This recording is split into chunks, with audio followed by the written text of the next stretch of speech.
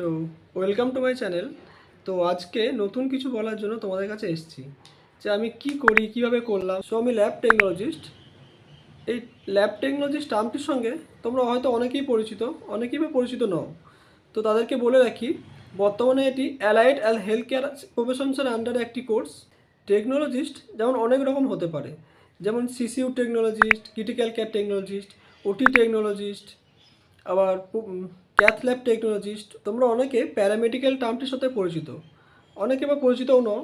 তাদেরকে বলে রাখি, বর্তমানে প্যারামেডিক্যাল টার্মটিকে রিপ্লেস করে allied and health care professions করা হয়েছে। তো তোমরা যারা স্টুডেন্ট আছো, যারা এই কোর্সটা করতে চাইছো, বা অনেকেই কোর্স কমপ্লিট করেছো, তাদেরকে বলে রাখি এখানে অনেক স্কোপ আছে। তোমরা বিভিন্ন সেন্ট্রাল স্টেট গভর্নমেন্ট জব করতে পারো। আমি নিজে সেন্ট্রাল গভর্নমেন্ট এমপ্লয়ি। তোমরাও চাইলে সেন্ট্রাল বা স্টেটে জব করতে পারো একটা এক্সাম ক্র্যাক করে। প্রাইভেট তো আছেই, আমি নিজে 5 বছর প্রাইভেটে কাজ করেছি। তারপর জব করতে করতে প্রিপারেশন নিয়েছি, এবং প্রিপারেশন নিয়ে ফার্স্ট অ্যাটেম্পেই এক্সাম ক্র্যাক করেছি।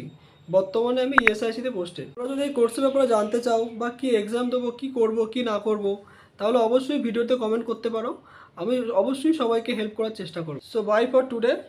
আর তোমাদের কোয়ারিজ অবশ্যই নিচে কমেন্ট করতে ভুলো না।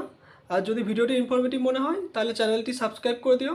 আর যারা এটাকে প্রফেশন হিসাবে নিতে চাইছে তাদের কাছে অবশ্যই শেয়ার করে দিও।